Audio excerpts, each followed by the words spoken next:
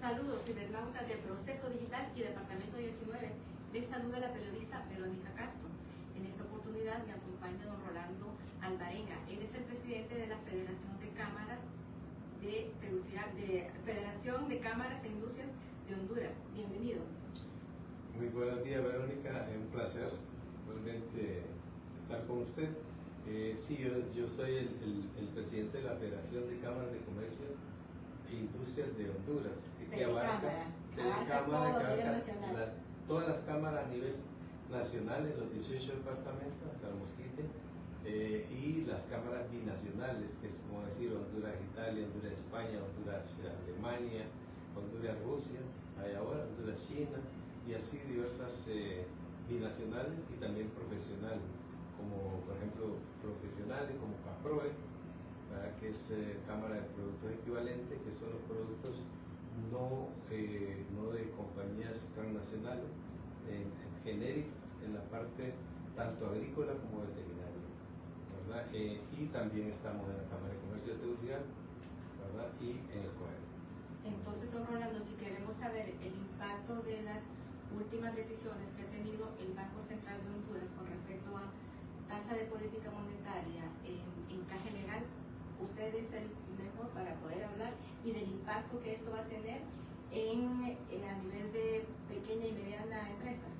Sí, o sea, en realidad como experiencia propia, inclusive como empresas nuestras y de todos los socios de las cámaras de comercio a nivel nacional, se siente y se comienza a sentir fuertemente el impacto, porque al final recuerde que las MIPYMES son el motor del desarrollo del país, tanto así que son los que emplean el 70% de los empleos en el país, y el 95% a nivel nacional, por lo que en la parte de formación de empresas, lamentablemente en Honduras todavía tenemos la ecuación al revés.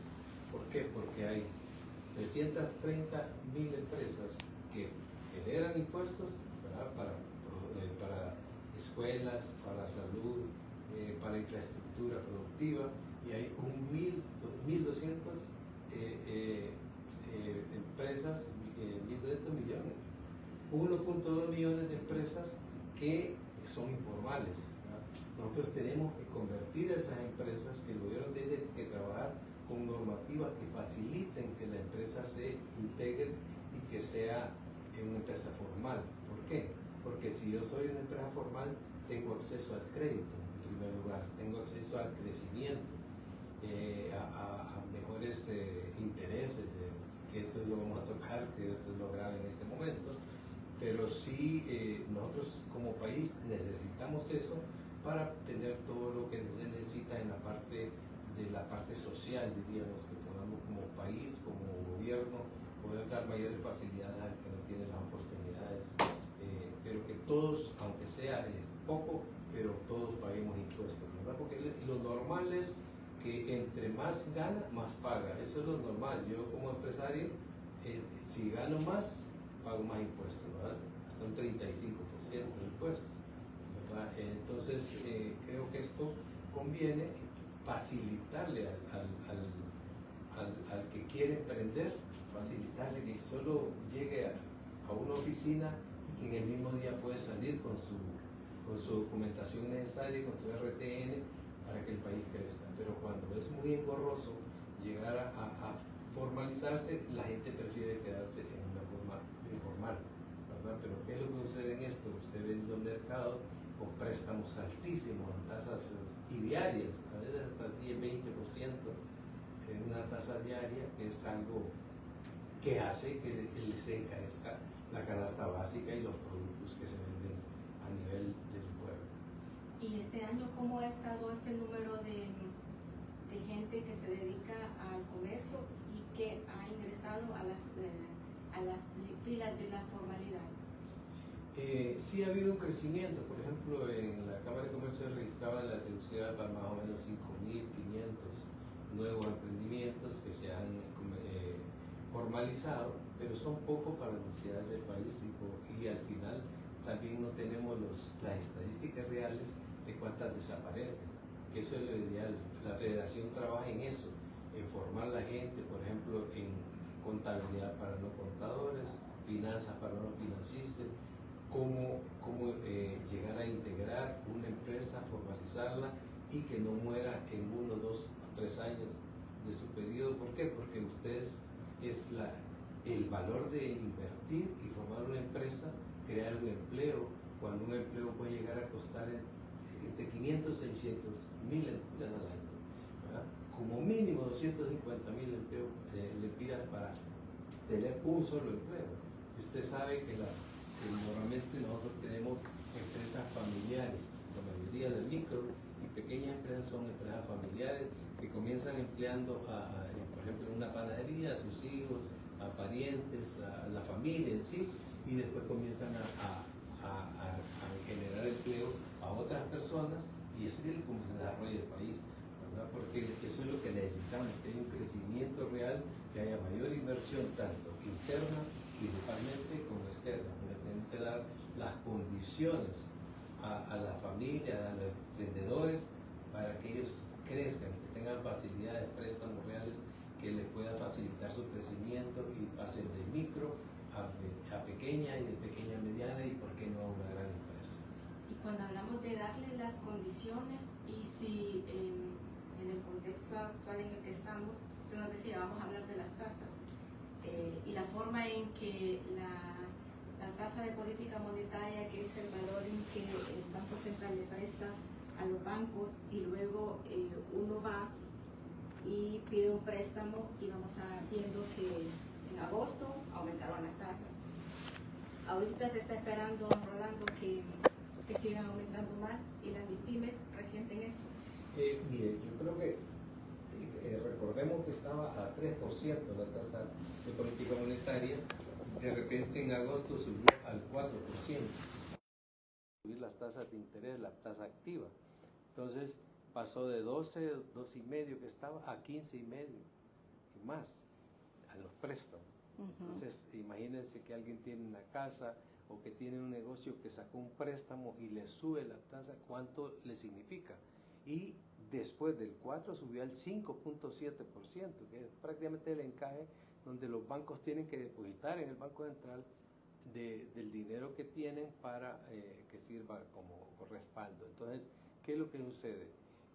Si subió al 5.7, que fue 1.7 más hace un par de semanas, sí, hace poquito. Muy reciente. Entonces eso ya está en 17,5% la tasa activa, entonces, y hasta un 20%. Eso es completamente restrictivo para la inversión, ¿verdad? O para que alguien crezca. Ya se está pagando 20% en algunos. Hasta algunos ya está esa cantidad, o sea, y 17% ya, por ejemplo, ahorita que entrevistaba a alguien, me dice, quería sacar un carro, pero ya me subió la tasa de interés. Dicen que la van a mantener así hasta diciembre, ojalá llegar a bajar, porque claro, aparentemente van a frenar la inflación, pero ¿qué es lo que sucede?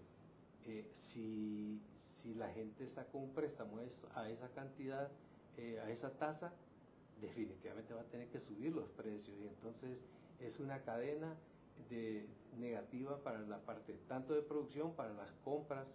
Hay una contracción de la economía del país, ¿verdad? A pesar de que en este mes que viene pues hay un movimiento fuerte por el 13º mes, ¿verdad? Y el salario de diciembre. Entonces, pero las empresas tienen que tener la capacidad de poder pagar, porque muchas empresas tienen que sacar un préstamo para poder pagar inclusive planilla.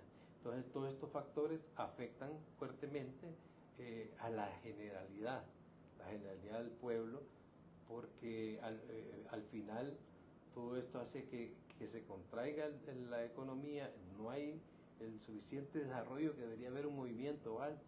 Por ejemplo, usted, si alguien el otro día está viendo, si sembró frijoles y le van a pagar 2,000 lempiras o 3,000 lempiras por una carga, va a perder cuando en otros países el crecimiento, en Japón por ejemplo, ¿qué es lo que hizo? Todo su sector agrícola, que si le pagaban 1,000, le estaba pagando el gobierno 3,000 para que haya un movimiento económico, ¿verdad? Le pagaba ahí debería haber un subsidio, ¿verdad? Al que produce, porque si él tiene capacidad, él va a tener capacidad también de comprar otros insumos, ¿verdad? Entonces, cuando no se hace esto, definitivamente la gente se decepciona, no ve un futuro y se deja de producir. Entonces, porque nosotros tenemos, en el caso del campo, tenemos que asegurar lo que es la canasta básica, lo que es la seguridad agroalimentaria, ¿verdad? Y eso se tiene que enfocar fuertemente. Los bonos agrícolas ayudan un poquito, pero no van a cubrir las necesidades de producción del país. Entonces lo que necesitamos es incentivar fuertemente el campo, que realmente sea rentable, para que no vayan a aparecer como pasa, hay lugares donde usted ya no encuentra a nadie que le sirva como mano de obra para producir. Toda la mayoría está emigrando a Estados Unidos, a España, a otros lados, y esto definitivamente agrava la situación de la producción nacional para tener seguridad realmente en lo que es la canasta básica, en lo que son los alimentos primarios de cualquier hogar. Las expectativas que tienen para esta temporada, ya se entró la temporada navideña, a pesar de todas estas, este panorama en el que se va a ser muy especial este 2024 con todo esto. Sí, porque ¿qué es lo que sucede? Empresas grandes, ¿verdad? Normalmente compran lo que van a vender en diciembre, lo compran bien anticipadamente, hasta 4 o 5 meses antes. O sea, hay gente que ya en agosto, en septiembre, ya tienen, en octubre ya tienen lo que van a vender para Navidad. Entonces tuvieron tal vez una tasa menor para traer los productos, pero ¿qué es lo que sucede con el micro, pequeño y mediano emprendedor o empresario? Es que no tiene la capacidad esa, ¿verdad? Porque tener productos 3, 4, 5 meses le significa dinero. Entonces esta gente de una u otra forma se contrae, porque mucha gente espera esta época para agenciarse dinero para poder tener un buen año, ¿verdad? En el cierre de año. Y recordemos que después de que la gente comienza a gastar, pero no piensa que después viene en enero, viene las matrículas, viene la compra de útiles, y es una cadena de uniformes, y es una cadena que se tiene que controlar en el sentido de que cuando se toman estas medidas, que yo diría son bruscas en el sentido que si lo tenían que hacer, deberían de hacerlo paulatinamente. ¿Por qué? Porque también el empira se ha deslizado en relación con el dólar. Yo creo que ya va cerca del 40 centavos en relación a lo que ha subido de enero hacia acá. Y en los últimos días ha subido bastante fuerte. Todos los días sube medio punto, un punto el empira. Entonces ya está en 25, no vi la tasa de hoy, pero ya estaba como en 25.08 el fin de semana. Entonces cuando estaba en 24.80 y pico no hace muchos días. Entonces todo esto hace que todo se eleve, todos los costos, claro, van a controlar de alguna forma la inflación, pero al final la economía se estanca, se contrae, y hace que mucha gente se pierdan negocio o se cierren negocio, que es lo que tenemos que evitar como país. Con el cierre de negocios dice que todavía las cifras ustedes están con eso, sí, determinando. Lamentablemente cuando hay un registro, el registro mercantil, por ejemplo, están las estadísticas, ¿verdad? Pero normalmente cuando desaparece una empresa, normalmente no se pone en la documentación hasta bien después. Hay muchas empresas que cerraron y se quedó así, no hay una estadística real, ¿verdad? Entonces, mucha gente que estaba en una forma, formal, pasa a la informalidad, ¿verdad? Porque mucha gente continúa, pero dice, no, con la situación, con lo engorroso que es los permisos municipales, ahora los permisos del medio ambiente, todo este montón de marasma que hay en el país para ser empresario formal es complicado y hace que la gente prefiera quedarse informal, ¿verdad? Pero esto nos perjudica a la generalidad del país, perjudica a los que están formales, porque está compitiendo con gente que no está formal, que no paga impuestos y puede tener diferentes costos.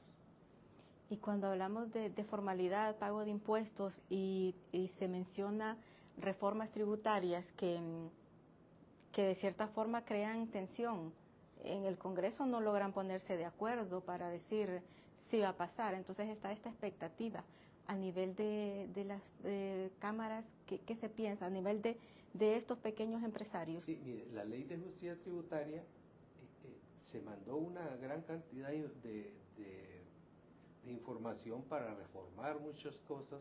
¿Por qué? Porque yo les siempre digo, imaginémonos a Choló, Manaco, donde está la maquila más fuerte, Villanueva. Imaginémosla o acordémonos cómo era antes de que llegara la maquila, después de que llegó la maquila y si llegara a la maquila. Es como cuando estaban las bananeras en la costa norte, que había un auge económico. Entonces, ¿qué sucedería?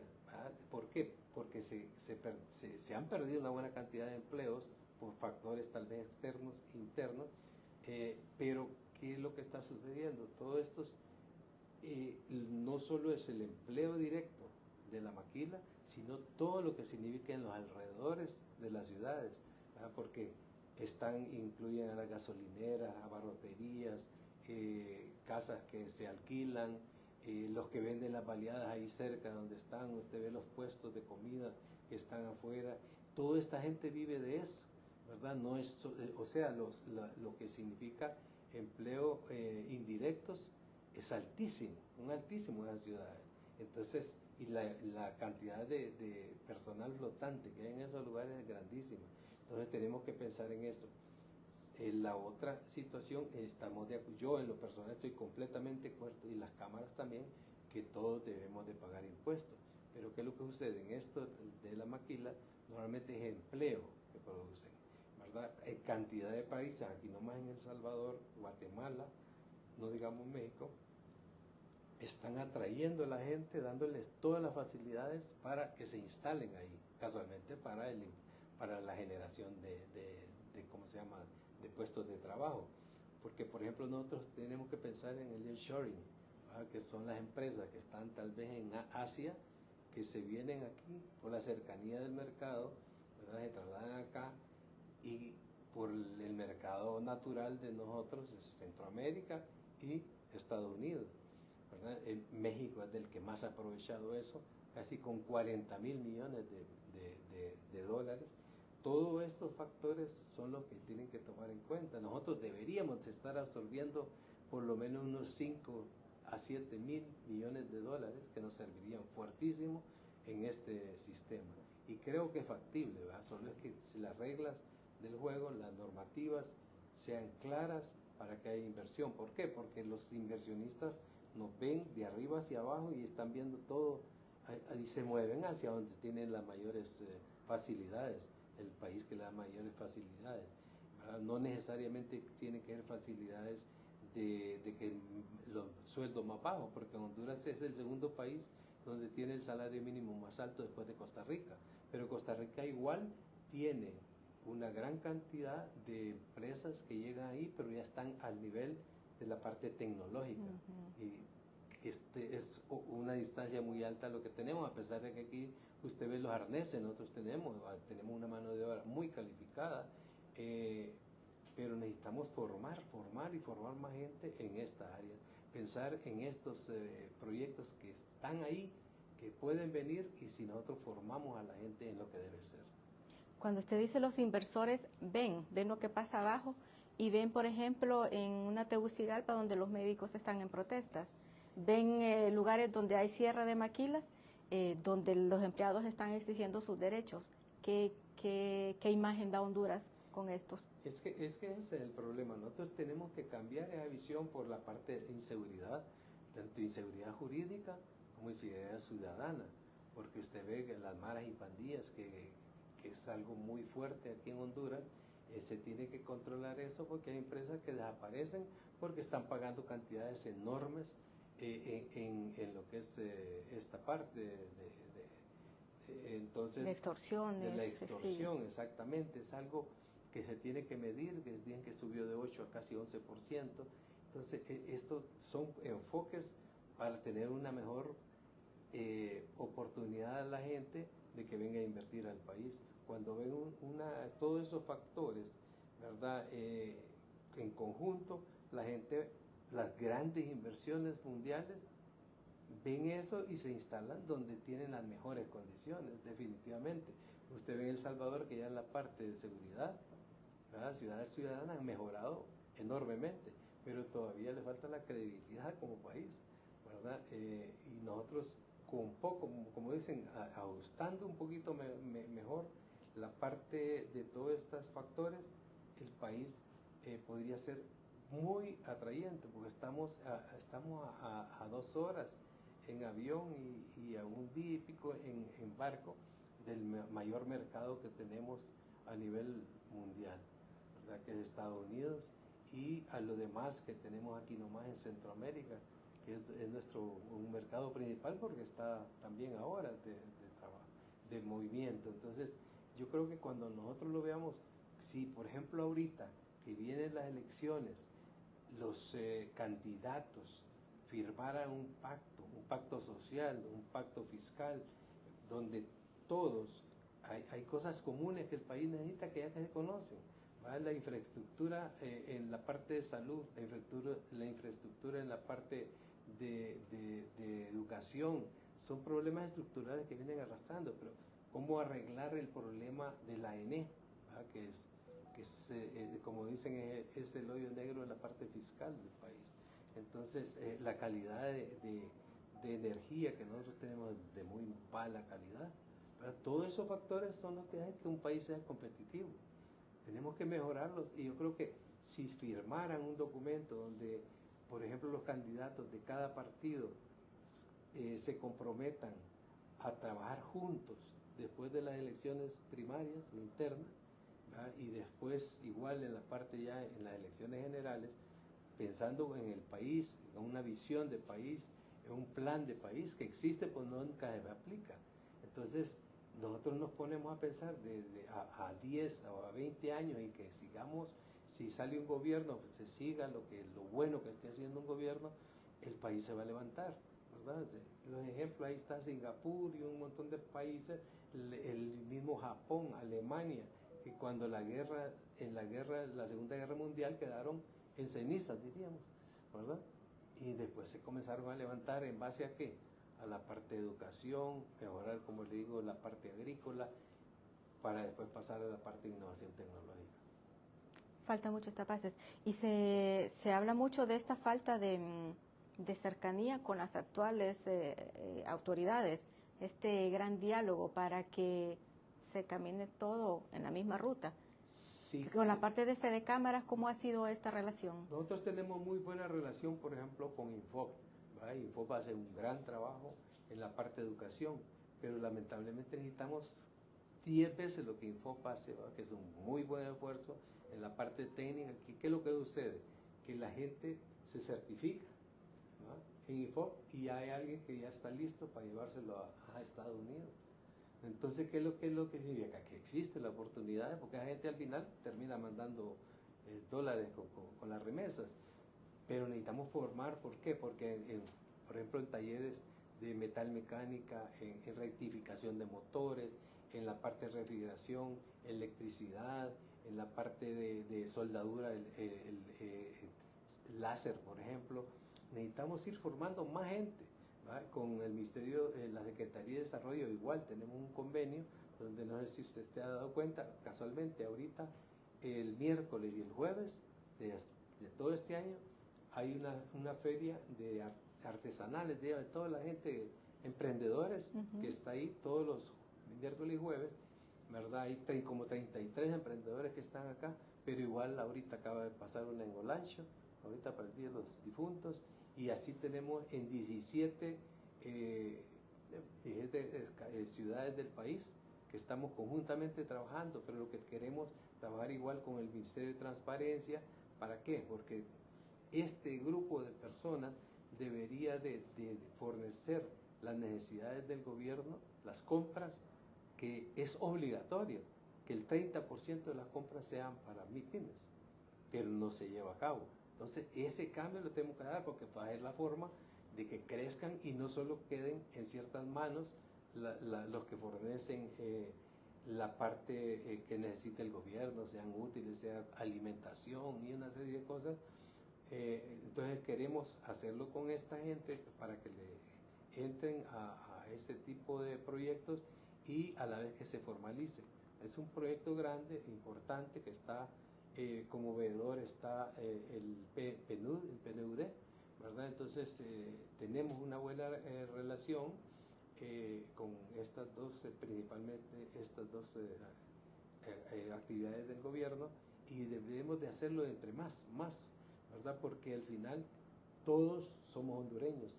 Creo que por lo menos en mi caso todos queremos que se levanten los pequeños, todo el mundo comienza de un microempresario, ¿verdad? Un pequeño emprendedor, y lo ideal es que lo veamos crecer. En eso estamos trabajando ad honorem, porque esto es ad honorem en el caso de los directivos de las cámaras de comercio, en la federación igual, que nos toca viajar y todo, y es ad honorem. ¿Pero por qué? Porque queremos que el país crezca. Igual tenemos que trabajar conjuntamente con el gobierno para, porque al final, ¿qué es lo que necesitamos? El bien común, ¿verdad? Al final vamos en un mismo barco y lo que queremos que el país se desarrolle, pero con esa visión, pensando que ahorita, después del COVID, cambiamos a una etapa de era digital, ¿verdad? Ya una transformación donde uno y ahora se reúne con, si yo tengo una sucursal en San Pedro Sula, en cualquier lado, me reúno virtualmente con toda la gente sin necesidad de moverme hasta San Pedro Sula. Y así está el mundo a nivel general. Ahorita hay cualquier cantidad de gente, hondureños, que están desde aquí, pueden estar trabajando con Hong Kong, pueden estar trabajando con Estados Unidos o con cualquier otro país. Hay cantidad de gente trabajando de esta forma. Entonces lo que tenemos que incentivar, que crezca, para que el país realmente tenga mejores oportunidades, que la gente no piense como hay estadísticas, que todo el mundo se quiere ir a emigrar, ¿verdad? Que no sea el 27, el 28% del Producto Interno Bruto, no sea de la gente que está en Estados Unidos, en vez de estar siendo generado por la producción nacional, ¿verdad? Que cambiemos ese esquema de que el 70% de la canasta básica, de lo que comemos, viene de fuera, ¿verdad? Eso es lo que tenemos que, porque tenemos la capacidad, y al producir lo nuestro más un excedente, podríamos estar exportando a los países vecinos que también necesitan. El otro día hablé con la gente de la Embajada de Honduras en El Salvador, y hay cualquier cantidad de gente que les llega para decir que le vendan verduras, tomate, todo, leche, lácteos, todas estas cosas que necesitan en El Salvador, porque El Salvador no produce mucho, ¿verdad? Entonces el mercado lo tenemos ahí a 400 kilómetros, pero tenemos que darle las facilidades al productor. Yo soy también productor de campo, yo soy ganadero de leche, que es lo más complicado, ¿verdad? Tengo industria veterinaria, de la producción, y en la parte de comercialización de productos a nivel nacional. Pero es costoso, es difícil, pero producir en el campo es más complejo que cualquier otra cosa. Y se enfrentan, ahorita que menciona que a lo que usted se dedica, a retos como el gusano barrenador, que se advirtió mucho y llegó, ya está instalado. Sí, es que recuerde que, por ejemplo, el gusano barrenador es, le llaman gusano barrenador, es diferente de otras larvas que se posicionan en una herida, pero este come tejido vivo, va abriendo un hueco, diríamos, en el animal y lo mata. Entonces, como es una mosca que vuela y tiene los sentidos de que huele sangre a algún lado, se mueve a distancias grandes, por eso es tan complejo controlarlo. Se controló hace como 20 y pico de años, se controló con Estados Unidos, fue a través de moscas estériles que se producen en el laboratorio. Entonces estas se cruzan con la mosca salvaje y las esterilizan y se controla el problema. Así se controló en todo Centroamérica, México y Estados Unidos. Pero lamentablemente apareció, me imagino, por esa migración que hay de Venezuela para acá, que pasan por el tapón del Darién, que antes ahí no había nada, no pasaba, era una barrera natural. Ya pasó a Panamá, rápidamente pasó a Costa Rica, después a Nicaragua. De Nicaragua nos llegaron los primeros casos a través de caballos y de ganado de contrabando, ¿verdad? Cuando acordamos ya estaba en Olancho, ¿verdad? Y ahora ya está en Guatemala, ¿verdad? Entonces, ¿por qué? Porque el corredor de ganado que se mueve, diríamos, de contrabando hacia Guatemala, ahí engordan, terminan y lo terminan mandando a México, que al final es el último destino. Eso es bastante complejo de controlar, ¿verdad? Y a pesar de que Honduras es el que tiene mayor cantidad de puestos de control, ¿verdad? Que tiene más de 14, más de que todo Centroamérica, pero es bien difícil, ¿verdad? Luchar con Porque el contrabando, con esos el puntos ciegos contrabando son los ciegos de los puntos o los puntos ciegos, como dicen, ¿verdad? Entonces, eso es lo que sucede, ¿verdad? Y se va moviendo, se va moviendo. Hay larvicidas que controlan la mosca, porque la larva, mejor dicho, porque lo que comienza es la mosca, pone los huevos, esos huevos se transforman en larva, ¿va? Y la larva comienza a comer tejido, cae al suelo, ya se forma la pupa y de ahí sale de nuevo la mosca. Y cuando se comienza a multiplicar son cientos de cientos de cientos y es algo bien complejo. Entonces baja la calidad de la carne, pues inclusive perros en humanos, en Costa Rica se ven humanos en todos lados. Pero en Honduras todavía no en humanos. En humanos no se ha dado ni en otras especies. Entonces, si tenemos un buen control, podemos por lo menos controlarlo porque no es fácil arrancarlo si no es con la mosca estéril que la producen en Panamá, pero no se da abasto para que sea usada en todo Centroamérica. Yo solo he escuchado de un contenedor, un envío que hubo ya hace bastantes semanas, pero no, a través de las noticias no han vuelto a anunciar SENASA de que hay un nuevo envío de moscas estériles. Porque no se da abasto el laboratorio que está en Panamá, perdón. Sí. Entonces, porque eso lo tiran en aviones, lo van tirando en moscas, en los aviones y libera las moscas estériles. Pero esto ya sabiendo en los sitios donde están, ¿verdad? Para tratar de bajar y que no se siga diseminando en todo el país. ¿Usted cómo ve que se controla esto? ¿En cuánto tiempo? ¿Por cómo está la situación? Mire, si no se consigue, diríamos fondos externos, porque solo en ese primer control en Honduras fue más o menos como 320 millones de dólares.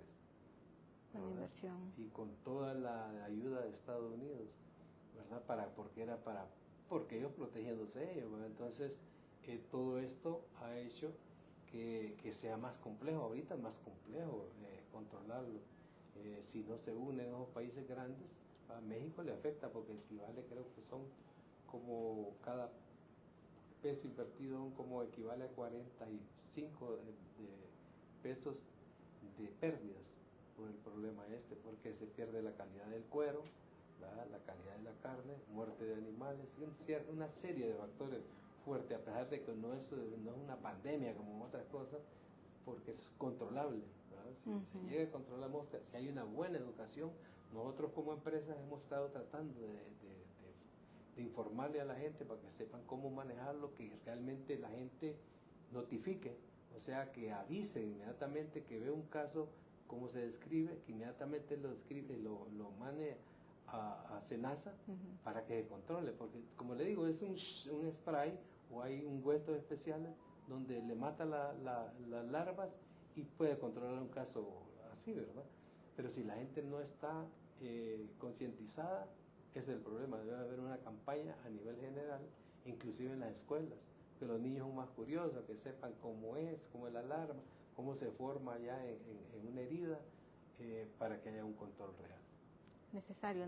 La parte de la educación abarquen todo, en microempresarios, a nivel de ganadería.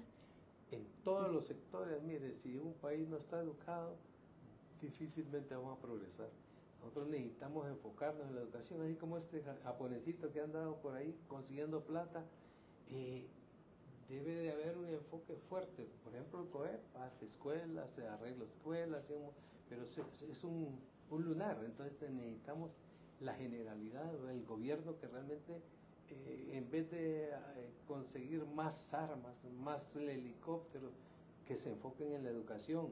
Miren, aquí nomás el vecino, El Salvador, en las escuelas todos tienen una tablet, ¿verdad? Porque de nada sirve que la educación antigua que teníamos ya no existe, ya no funciona.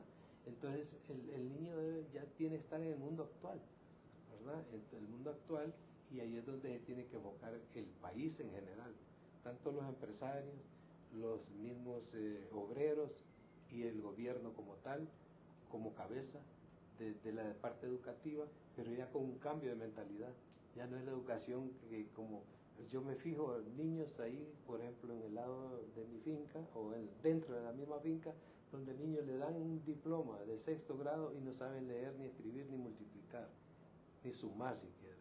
Entonces no estamos haciendo absolutamente nada. Hay que enseñarle a volar, a que vean toda la parte tecnológica, ¿verdad? Que vean cómo es el mundo ha cambiado y está cambiando, cada segundo está cambiando la tecnología, ¿verdad? Pero si nosotros nos vamos rezagando, vamos a quedarnos atrás. Entonces, ¿qué es lo que sucede? Que la gente que tiene la capacidad, que tienen todo, o que han conseguido irse a estudiar al extranjero, se quedan por allá, por la misma incertidumbre que existe en el país para desarrollarse. Entonces, una gran cantidad de jóvenes que ha costado, me pongo el caso mío, tengo 2 hijos que están en Canadá, se quedaron en Canadá, solo el mayor se vino para acá, y están desarrollándose fuertemente, ellos solos, ¿verdad? Porque el país lo facilita. Entonces, y así hay cualquier cantidad de cerebros que existen en el país que están fuera de Honduras, ¿verdad? Que pueden ayudar, sí, pero no es lo mismo que esos cerebros estuvieran aquí, pero que les dieran la oportunidad de desarrollarse, porque si no, no regresan. Claro. Estuvimos con don Rolando Alvarenga, él es el presidente de la Federación de Cámaras de Comercio e Industrias a nivel nacional. Cerramos, don Rolando, con su mensaje de expectativas para este proceso electoral que estamos ya bastante próximos. Sí, un mensaje es que realmente los políticos se dediquen a dar sus programas, qué es lo que van a hacer en los 4 años que le tocaría al que continúe, pero que dejen de pleitos que cada vez hacen que la familia hondureña se divida. Tenemos que pensar ya no como grupos políticos, sino pensando, como les mencionaba antes, un pacto social donde todos los candidatos digan: vamos a trabajar, pierda o gane, vamos a trabajar por Honduras, por mejorar la educación, por mejorar la salud pública que es tan cara en este país. Ese tipo de cosas, que se enfoquen y que no comiencen esas partes de insultos de un grupo a otro que cada vez enervan más a la población, que es lo más negativo que puede haber. Los mensajes deben ser ponderados, deben ser pensando en el bien del país y en el desarrollo humano. Gracias a ustedes que se mantienen pendientes de las redes de Proceso Digital y Departamento 19. Pueden ver esta entrevista y otras de Amplitud Nacional a través de esta vía.